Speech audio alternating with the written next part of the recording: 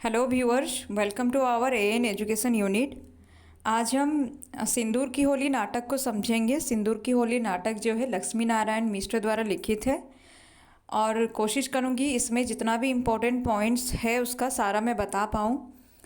देखिए, ये जो उपन्यास ये जो नाटक जो है सिंदूर की होली नाटक जो है ये लक्ष्मी नारायण मिश्र द्वारा लिखित है। इसमें ये समस्या प्रधान नाटक है। मुख्य रूप से इसका जो अंक जो है कुल अंक 3 है इसमें। और जो नाटक जो मतलब ये नाटक का 3 अंक है। और इसमें बताया गया है कि जैसे कि उसका जो विषय जो नाटक का है वो नारी के ऊपर में आधारित है, विधवा के ऊपर में आधारित है। जैसे कि एक वहाँ पर जैसे कि दिया गया है, मनोरमा जो चरित्र जो है वो एक विधवा है जो बहुत कम उम्र में मतलब 8 साल में वो शादी करती है और 10 साल में ही वो विधवा बन जाती है। और उसके बाद में इसके माध्यम से स्वच्छंद प्रेम को भी दर्शाया गया है कि किस तरह से चंद्रकला जो है अपने सिर्फ और सिर्फ जो रजनीकांत से अपना प्यार की वजह से ही वो क्या करती है ना, रजनीकांत की मृत्यु के बाद में वो जाती है हॉस्पिटल में, उसके हाथ से अपना जो सिंदूर जो है अपने मांग में भर लेती है और उसके बाद में वो उसी की ही होकर रहने के बारे में वो कहती है। तो इस तरह से ये जो नाटक जो है, ये नाटक का कुल अंक जो है 3 अंक है। और तीनों अंकों में दृश्य स्थल एक ही है, डिप्टी कलेक्टर मुरलीलाल के बंगले की बैठक। इस नाटक की खास बात यह है कि इस नाटक में एक ही दिन की पूरी घटना का वर्णन किया गया है। तीनों दृश्य का समय जो है वो पहला दृश्य जो है 9 बजे का है, ये सुबह का 9 बजे है। दूसरा दृश्य जो है संध्या समय का है। तीसरा दृश्य जो है वो रात्रि 10 बजे का है। यह एक समस्या प्रधान नाटक है। इसका जो मूल विषय जो है नाटक का, ये भ्रष्टाचारी कानून व्यवस्था, निस्वार्थ और आदर्श प्रेम, विधवा का चित्रण। यहाँ पर विधवा जो है मनोरमा है जो 8 साल की उम्र में शादी करती है और 10 साल में ही विधवा बन जाती है। और निस्वार्थ प्रेम और आदर्श प्रेम जो है, ये निस्वार्थ, इसको तो उस हद तक आदर्श नहीं बोला जाएगा क्योंकि जो चंद्रकला जो है रजनीकांत से प्रेम करती है, लेकिन रजनीकांत जो है एक शादीशुदा है। शादीशुदा होने के बावजूद भी चंद्रकला उससे प्रेम करती है। तो लेकिन उसका प्रेम का निस्वार्थ भाव इस नाटक में देखने को मिलता है। जमीन जायदाद को लेकर पारिवारिक विवाद जो है वो भी देखने को मिलता है। निर्दोष की हत्या, रजनीकांत की ही हत्या हो जाती है। तो इस तरह से मुख्य रूप से 5 विषय पर चर्चा है ये उपन्यास में। भ्रष्टाचारी कानून व्यवस्था, निस्वार्थ और आदर्श प्रेम, विधवा का चित्रण, जमीन जायदाद को लेकर पारिवारिक विवाद, निर्दोषों की हत्या। निर्दोषों की हत्या मतलब 2 हत्या है। एक तो जो दिया गया है उसमें है रजनीकांत का हत्या किया गया है और दूसरा हत्या जो है वो 10 साल पहले हुआ है और वो हत्या जो है मनोज शंकर के पिता का हत्या हुआ है। तो इस नाटक में अगर हम देखेंगे 9 पात्र है, 7 पुरुष पात्र और 2 स्त्री पात्र। 7 पुरुष पात्र में मुरारी लाल जो डिप्टी कलेक्टर है, नायक है। और यहाँ पर डिप्टी मतलब मुरारी लाल को यहाँ पर डिप्टी कलेक्टर जो बताया गया है, इन्हीं की बेटी है चंद्रकला। रजनीकांत भगवत सिंह का भतीजा, भगवंत सिंह का भतीजा जो है रजनीकांत है, जिससे चंद्रकला जो है प्यार करती है। भगवंत सिंह जो है रजनीकांत के चाचा हैं और ये जो है यहाँ पर मतलब इनका जो रोल जो है नेगेटिव रोल है इसमें। उसके बाद मनोज शंकर जो मुरारी लाल के मित्र का बेटा है। जो मुरारी लाल चाहते हैं कि मनोज शंकर जो है उनकी बेटी चंद्रकला से विवाह करे, लेकिन ऐसा कुछ होता नहीं है। माहिर अली जो है मुरारी लाल के मुंशी हैं और यही माहिर अली है जो बता देते हैं मनोज शंकर को कि उसके पिता के बारे में कि उसके पिता जो है आत्महत्या जो किए थे, उनका मृत्यु का कारण जो है कोई और नहीं मुरारी लाल ही है। और हरनंदन सिंह और एक पात्र है, डॉक्टर जो है, डॉक्टर चंद्रकला के इलाज के लिए ये डॉक्टर रहते हैं। तो इस तरह से 7 पात्र जो है पुरुष पात्र है। उसके बाद 2 स्त्री पात्र हैं, एक मनोरमा जो विधवा महिला है जो मुरारी लाल के साथ रहती है, मुरारी लाल उससे प्रेम करता है। यहाँ पर दो पात्र मिलेंगे आपको, एक है मुरारी लाल और दूसरा जो है मनोज शंकर। ये दोनों ही चाहते हैं मनोरमा से विवाह करना, लेकिन मनोरमा किसी से विवाह नहीं करती है। हाँ, लेकिन मनोरमा भी चाहती है, वो भी प्यार करती है मनोज शंकर से, लेकिन वो विवाह करना नहीं चाहती। उसके बाद है चंद्रकला। चंद्रकला जो है मुरारी लाल की बेटी है और ये नायिका भी है। यही है वो, यही एक ऐसी पात्र है।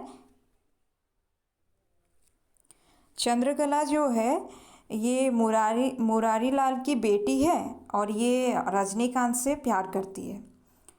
तो इसका अब हम देखते हैं, कुछ महत्वपूर्ण कथन को देखते हैं, या फिर पहले हम विषय को समझ लेते हैं, पहले हम नाटक को समझ लेते हैं, फिर उसके बाद महत्वपूर्ण कथन को देखेंगे। ये नाटक का सारांश, इसका सारांश जो है कुछ इस तरह से है। भगवंत सिंह और उनका भतीजा मनोज शंकर में पारिवारिक जायदाद को लेकर काफ़ी मनमुटाव तनाव है।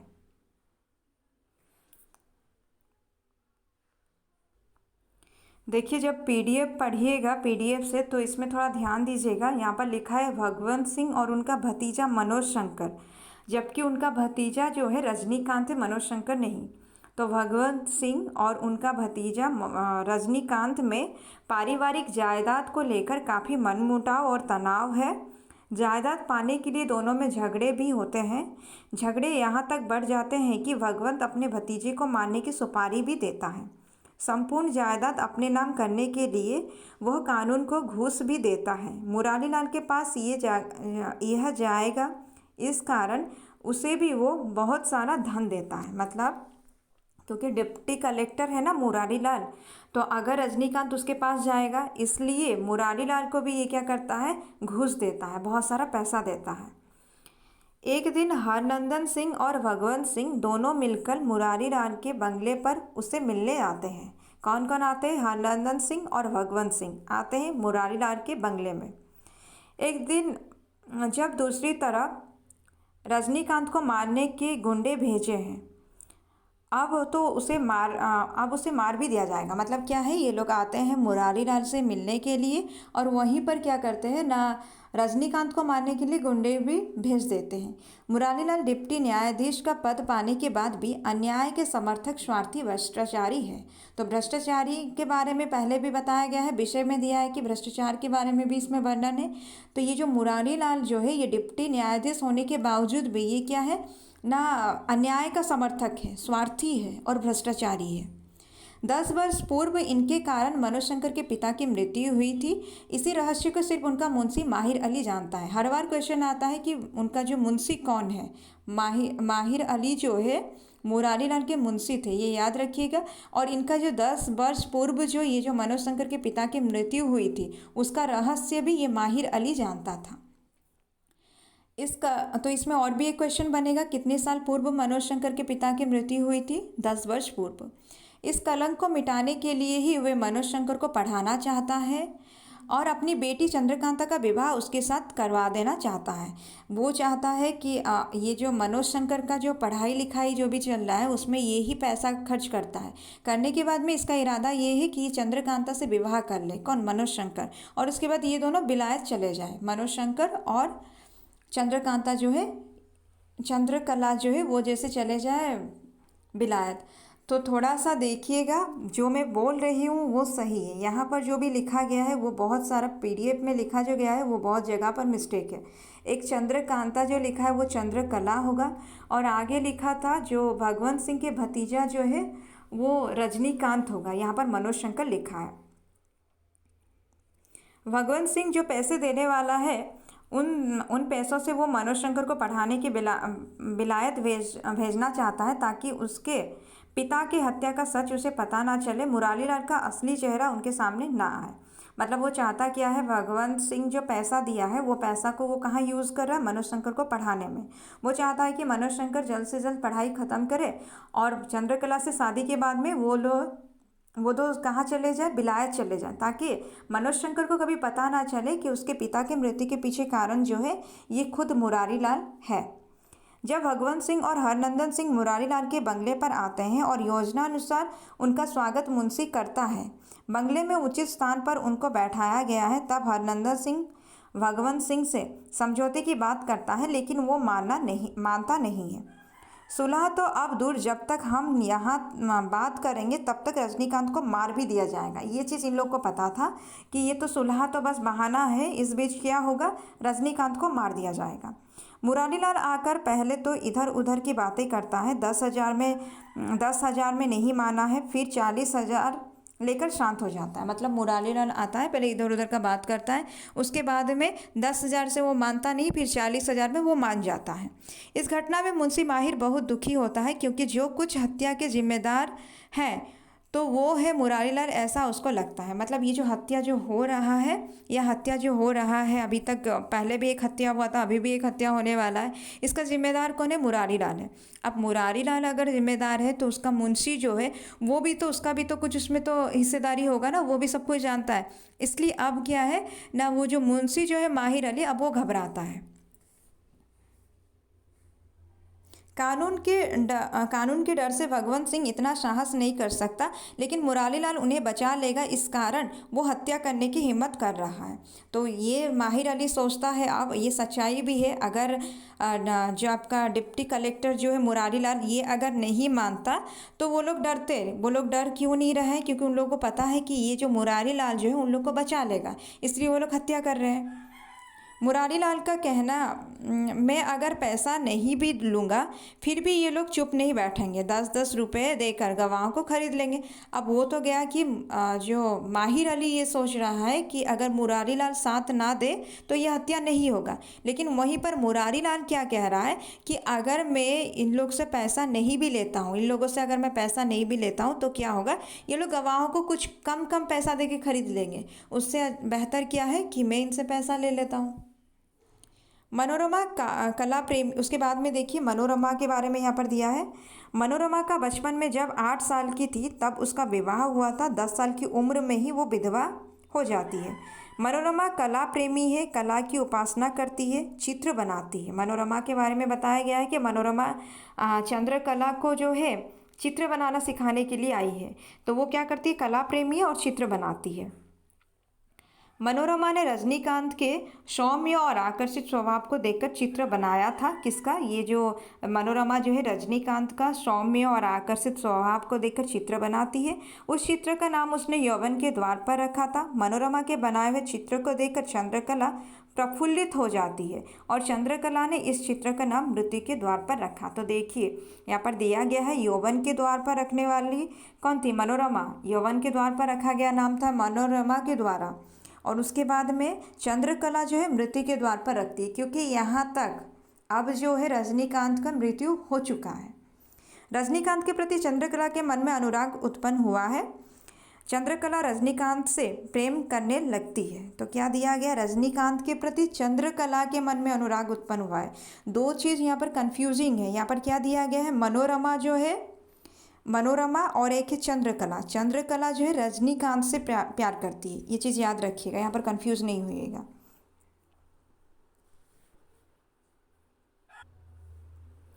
चंद्रकला रजनीकांत से प्रेम करने लगती है। मनोज शंकर को जीवन की सारी सुख सुविधाएं उपलब्ध है, लेकिन पिता की हत्या होने के कारण वो अपने अस्तित्व से घृणा करने लगता है। तो मनोज शंकर के बारे में बोला गया है कि उसको जीवन की सारी सुख सुविधाएं उसके लिए उपलब्ध है, लेकिन फिर भी वो पिता की हत्या का कारण उसको पता नहीं है, इसलिए उसके अस्तित्व से वो खुद घृणा करता है। वो असंतोष में जीवन जी रहा है। अपनी परीक्षाएं नज़दीक होने पर भी वो घर लौट आता है। मुरारीलाल को वह कहता है कि आप मुझे देखकर अंधा बना रहे हैं। मतलब क्या है कि मुरारीलाल को इसका कहना है, मनोज शंकर का कहना है कि वो एक तरह से इसको अंधा बना दे रहे हैं, क्योंकि वो क्या करते हैं, ये जब भी उनको पूछता है कि इसका पिता के मृत्यु के पीछे कारण क्या है, वो बताते नहीं हैं। मेरे पिता ने आत्महत्या क्यों की थी, इस बात का रहस्य आप मुझे क्यों नहीं बता दे रहे हैं। मुरारीलाल के पास वो जिद करता है, लेकिन वे उसे उत्तर नहीं दे पाते। ये बार बार मुरारी लाल को कहता है कि मेरे पिता जो आत्महत्या किए थे वो कैसे क्यों किए थे, ये कारण पूछता है बार बार, लेकिन मुरारी लाल के पास इसका कोई जवाब नहीं रहता है, वो कभी भी उसको कोई जवाब नहीं देते हैं। मनोरमा और चंद्रकला का चरित्र भी निखरा हुआ है। मनोरमा के मन में मनोज के प्रति नैसर्गिक आत्मीयता आ जाती है, मतलब मनोरमा भी जो है मनोज शंकर से प्यार करती है। वो मनोज का हाथ पकड़कर संसार में उतरना चाहती है और संसार के सामने एक आदर्श स्थापित करना चाहती है, क्योंकि वो एक विधवा है। विधवा का हाथ पकड़ने से एक नया आदर्श स्थापित होगा। क्या है ना, वो उस समय के बारे में है जब विधवा औरत जो है कभी दूसरी बार शादी नहीं करते हैं। लेकिन यहाँ पर क्या दिया गया है कि ये चाहती है कि मनोज शंकर का हाथ पकड़े, मतलब एक विधवा होने के बाद भी उसका कोई साथी हो, वो चाहती है। इससे क्या होगा, समाज में एक नया आदर्श स्थापित हो पाएगा। मनोरमा कहती है कि तुम बांसुरी बजाओ और मैं चित्र बनाऊंगी। मनोरमा चंद्रकला के प्रेम और अस्वस्थ होने की चर्चा मनोज से करती है। तो ये क्वेश्चन भी आ सकता है कि चंद्रकला जो अस्वस्थ है या उसके प्रेम के बारे में मनोरमा किससे बात करती है, तो वो मनोज शंकर से बात करती है। मुरारी लाल भी मनोरमा से प्रेम करते हैं, लेकिन वह प्रेम शादी या विवाह के लिए नहीं है, उसमें आत्मीयता नहीं है। तो मुरारी लाल भी जो है ये किससे प्रेम करते हैं, मनोरमा से प्रेम करते हैं। मनोरमा के मन में भी मुरारी लाल के प्रति प्रेम नहीं है। मनोरमा तो मुरारी लाल से नफरत और घृणा करती है। मनोज से कहती है मैं तुम्हें दुल्हा तो नहीं बना सकती, लेकिन प्रेमी जरूर बना लूँगी। तो मैं तुम्हें दुल्हा तो नहीं बना सकती, लेकिन प्रेमी जरूर बना लूँगी, ये मनोज शंकर से मनोरमा कहती है। चंद्रकला दुखी है क्योंकि रजनीकांत की हत्या के मामले में अपने ही पिता ने 40,000 लिए हैं। रजनीकांत से ये प्यार करती है और उसी के हत्या के लिए उसके पिता जो है 40,000 लिए हैं। ये चीज़ चंद्रकला को पता है, इसलिए वो दुखी है। चंद्रकला अस्पताल जाकर रजनीकांत के हाथ से अपने माथे पर सिंदूर रखकर विवाह की प्रणाली को पूर्ण कर देती है। यही सिंदूर की होली है। इसके बाद रजनीकांत अधिक देर तक जिंदा नहीं रहता। तो क्या बोला गया है, एक्चुअल में जो है सिंदूर की होली, उसको इसी लाइन में एक्सप्लेन किया गया है कि चंद्रकला क्या करती है, अस्पताल में जाकर रजनीकांत के हाथ से अपने माथे पर सिंदूर रखकर विवाह की प्रणाली को पूर्ण करती है। और यही सिंदूर की होली है कि एक इंसान जो मरने के मतलब मृत्यु के बहुत करीब है और उस समय एक औरत क्या करती है, उसी का हाथ से अपने माथे पर सिंदूर लगा लेती है। और इसके बाद रजनीकांत अधिक देर तक जिंदा नहीं रहता। मुरारी लाल अपनी पुत्री की मर्यादाहीन व्यवहार पर क्रोधित हो जाता है। इसी समय मनोज माहिर अली से अपने पिता की मृत्यु का रहस्य सुनकर आत्म शांति का अनुभव करता है। तो मुरारी लाल को तो ये कभी पसंद नहीं आता है कि उनकी पुत्री जो है इस तरह से ऐसा कोई काम करती है, और इस काम की वजह से वो बहुत क्रोधित भी हो जाते हैं। और उसी समय क्या होता है, माहिर अली जो है मनोज शंकर को सारा सच्चाई बता देता है, और ये सच्चाई जानने के बाद में आत्म शांति का अनुभव करता है कौन, मनोज शंकर, क्योंकि वो अब आत्मघाती पिता का पुत्र नहीं है। वो अभी तक सोच रहा था कि वो आत्मघाती पिता का पुत्र है, जबकि वैसा नहीं था। जब मुरारी लाल को इस बात का पता चलता है, तब चंद्रकला घर आने पर वो तमाम बातें उसे सुनाता है, लेकिन अपने पिता की बातों का उस पर कोई असर नहीं होता। तो इसके बाद में क्या होता है, मुरारी लाल जो है अपनी बेटी से बहुत कोशिश करते हैं बात करने का या अपनी स्थिति को जताते हैं, लेकिन ये सब का असर अब किस में नहीं होता है, चंद्रकला में बिल्कुल भी नहीं होता है। यह था पूरा नाटक, जिसमें भ्रष्टाचार का भी वर्णन है, निस्वार्थ प्रेम का भी वर्णन है, विधवा का स्थिति को भी बताया गया है। विधवा का स्थिति के बारे में और अच्छे से आप लोग जब उसका कथन को पढ़िएगा, ये और अच्छे से आप लोगों को समझ में आ जाएगा। एक इम्पॉर्टेंट चीज़ है इसमें क्या कि नाटक के अंत में मुरारी लाल अकेला पड़ जाता है। क्वेश्चन अगर पूछा जाएगा तो, क्योंकि ये यहाँ पर नाटक में ही मेंशन है, तो अगर ऑप्शन में अगर मुरारी लाल रहेगा तो ऑप्शन वो सही हो सकता है। चंद्रकला पिता के घर में भी रहना नहीं चाहती, वो अपने बनाए हुए रास्ते पर चलना चाहती है। मनोज और मनोरमा एक भिन्न मार्ग के अनुयायी बन जाती हैं। इसके बाद में हम कुछ कथन को देखेंगे जो बहुत इम्पोर्टेंट है।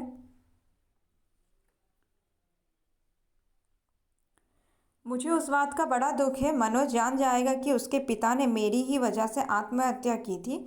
10 वर्ष का समय निकल गया, अभी तक तो बात छिपी हुई है, लेकिन अगर किसी दिन खुल गई तो मेरे मुंह पर स्याही पोत जाएगी और फिर मैं किसी काम का नहीं रहूँगा। ये मुरारी लाल कहता है ये जो है इस कथन में मुरारी लाल का डर जो है ये सामने आया है कि किस तरह से वो हमेशा डरता रहता था कि कहीं अगर मनोज शंकर को उसको सच्चाई के बारे में पता चल गया तो वो कहीं का नहीं रहेगा।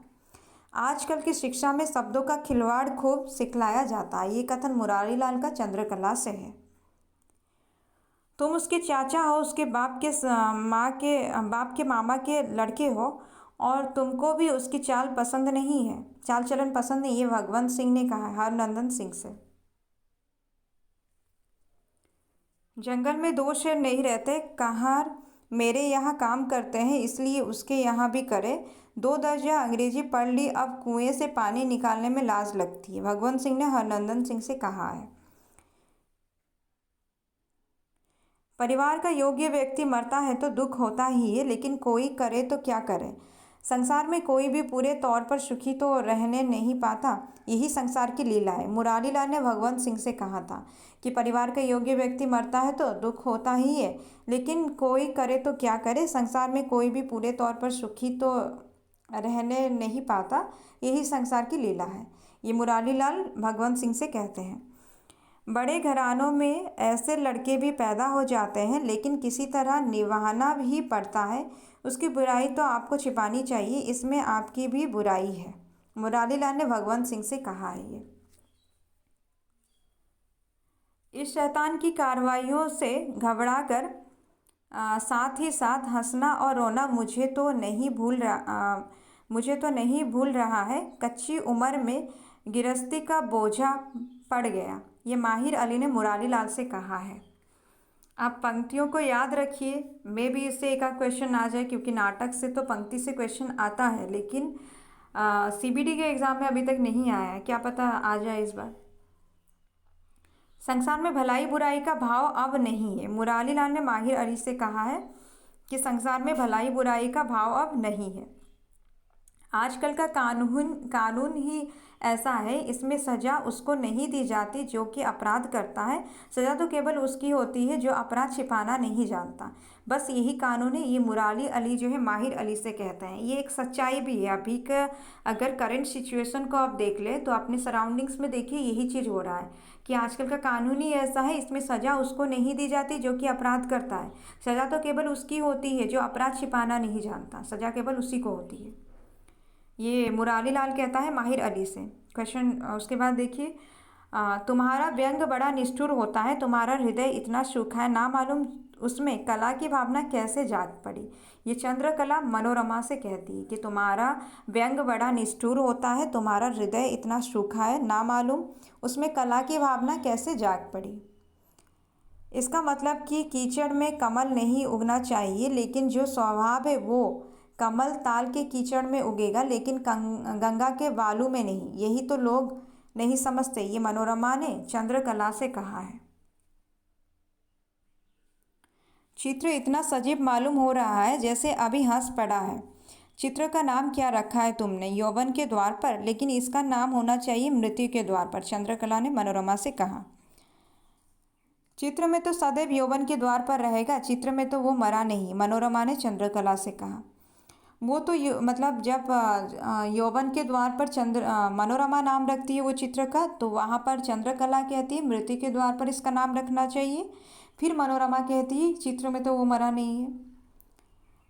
वो तो युग दूसरा था जब हृदय का रस संचित रहता था और किसी और वो उठता था। ये कथा ने चंद्रकला ने मनोरमा से कहा। ये संसार की सौधी भाषा में जिस चीज़ को लोग सुख समझते हैं वो तो मुझे यही 2 महीनों से मिल रहा है। समय पर स्वादिष्ट भोजन, सुख की नींद, सुंदर वस्त्र, संसार का सुख तो इन्हीं वस्तुओं में सीमित है। यो मनोरमा ने मुरारी लाल से कहा था कि संसार का जो सुख जो है यही है और ये सारा सुख मुझे मिल रहा है। कानून और कला का साथ नहीं हो सकता। कानून दंड देगा, कला क्षमा करेगी। कानून संदेह करेगा, कला विश्वास करेगी। ये मनोरमा ने मुरारी लाल से कहा था। ये बहुत इंपॉर्टेंट लाइन है। सत्य का बना लेना इतना सरल होता तो फिर संसार से झूठ का नाम निकल जाता, या कम से कम शराबी की शराब, हत्यारे की हत्या, चोर की चोरी, ये सब कुछ सत्य हो उठता। मनोरमा ने मुरारी लाल से कहा था। पुरुष आंखों के लोलुप होते हैं, विशेषतः स्त्रियों के संबंध में मृत्यु सज्जा पर भी सुंदर स्त्री इनके लिए सबसे बड़ा लोभ हो जाती है, सबसे बड़ा लोभ हो जाती है। ये मनोरमा मुरारीलाल से कहती है। मैं तुम्हें चाहती हूँ, तुम्हारे साथ एक प्रकार की आत्मीयता का अनुभव मैं करती हूँ, लेकिन तुम जिस मोह में पड़ गए हो, लेकिन वो तो भयंकर है। ठीक है, तो क्या बोला गया है यहाँ पर? मैं तुम्हें चाहती हूँ, तुम्हारे साथ एक प्रकार की आत्मीयता का अनुभव करती हूँ, लेकिन तुम जिस मोह में पड़ गए हो वो तो भयंकर है। ये कौन कह रही है? मनोरमा कह रही है, मनोज शंकर से कह रही है। एक टुकड़े के लिए द्वंद्व चल पड़ता है, वे सभी भूखे रहते हैं, ज्ञान के लिए यहाँ लेश मात्र भी जगह नहीं है। उन्हीं भिक्षुकों की तरह हो गई है तुम्हारी ये पुरुष जाति। ये मनोरमा मनोज शंकर से कहती है, पुरुष जाति को व्यंगित करते हुए ये कहती है। मैं विधवा हुई इस ज्वालामुखी को यदि मैं कुछ समय के लिए छिपा भी लूँ, तब भी मैं किसकी बनूँ? तुम्हारी या डिप्टी साहब की। ये मनोज शंकर से मनोरमा कहती है कि मैं तो विधवा हूँ, लेकिन इस चीज़ को भी अगर मैं भूल जाती हूँ तो मैं किसकी बनूंगी? तुम्हारी बनूंगी या मुरारीलाल की बनूंगी, डिप्टी कलेक्टर की बनूंगी। पुरुष का सबसे बड़ा रोग स्त्री है और स्त्री का सबसे बड़ा रोग पुरुष है।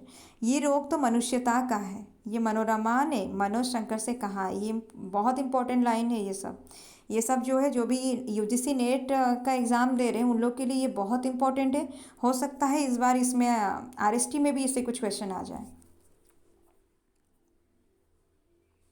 तुम बांसुरी बजाओगे, मैं चित्र बनाऊंगी, मैं विधवा हूँ और तुमको भी विधुर होना होगा। ये मनोरमा कहती है मनोज शंकर से। किसी को गोली मारना यदि वीरता है तो गोली मारकर बांसुरी बजाना तो वीरता से बढ़कर वीरता, महानता से बढ़कर महानता। ये भी कथन जो है मनोज शंकर से मनोज शंकर ने मुरारीलाल से ये कहा है कि किसी को गोली मारना यदि वीरता है तो गोली मारकर बांसुरी बजाना तो वीरता से बढ़कर वीरता है।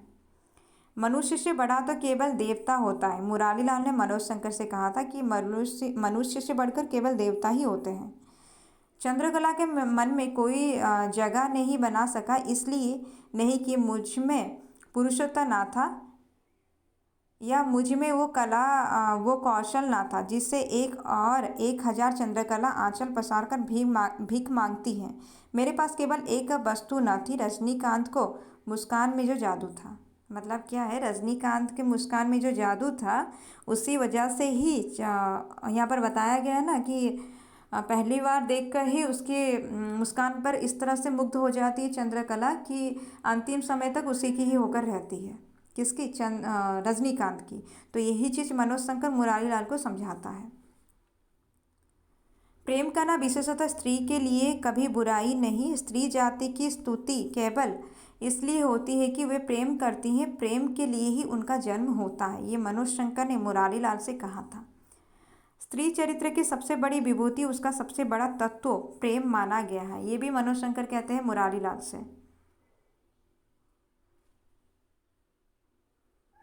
शिव ने जैसे विष पचा लिया, उसी तरह तुम भी इस बुराई को पचा लो, इससे तुम्हारा पुरुषत्व दमक उठेगा। ये कथन मनोरमा मनोज शंकर से कहती है। ना तो मेरा कोई अपना जीवन है और ना अपना आदर्श, ये मुरारीलाल का कथन है। पुरुष की 4 हाथ की सेज में ही हमारा संसार सीमित है। पुरुष ने स्त्री की कमजोरी को उसका गुण बना दिया और वो उसी प्रशंसा में सदैव के लिए आत्मसमर्पण कर बैठी। दूसरों की रक्षा में हम अपनी रक्षा नहीं कर सकी। तो ये जो है चंद्रकला कहती है मनोरमा से कि पुरुष की 4 हाथ की सेज में ही हमारा संसार सीमित है। पुरुष ने स्त्री की कमजोरी को उसका गुण बना दिया है। स्त्री की जो कमजोरी है उसी को उसका गुण बना दिया है और वो उसी प्रशंसा में सदैव के लिए आत्मसमर्पण कर बैठी। दूसरों की रक्षा में हम अपनी रक्षा नहीं कर सके। ये चंद्रकला ने मनोरमा से कहा है। तो इस तरह से ये पूरा नाटक है। उम्मीद है आप लोगों को समझ में आया होगा, आप लोग समझ गए होंगे। और ये इसका हर एक लाइन बहुत इम्पोर्टेंट है और इसका जो कथा वस्तु जो है वो भी बहुत इम्पोर्टेंट है। तो पात्र को और पात्र का जो भी कैरेक्टर है उसको अच्छे से याद रखिएगा। उन लोग का किस तरह से कैसा किसका रोल था वो अगर आप एक तरह मतलब अपने अकॉर्डिंग अगर आप एक इमेजिनेशन के साथ इसको याद रखिएगा तो आप कभी नहीं भूलिएगा। एक बार में अगर ये समझ में नहीं आता है, आप इसको 2 बार सुनिए, लेकिन अच्छे से समझिए, और उम्मीद है कि आप लोगों को समझ में आएगा सुनने के बाद में। और क्योंकि ये चैनल बहुत नया है तो आप लोग कोशिश कीजिए शेयर करने का, क्योंकि हाँ मतलब जितने भी अभी आप लोग देख रहे हैं, आप लोग ऐसे तो हिंदी स्टूडेंट्स को जानते होंगे जो आपके आसपास है, आपके फ्रेंड सर्कल में है, तो शेयर और सब्सक्राइब कीजिए।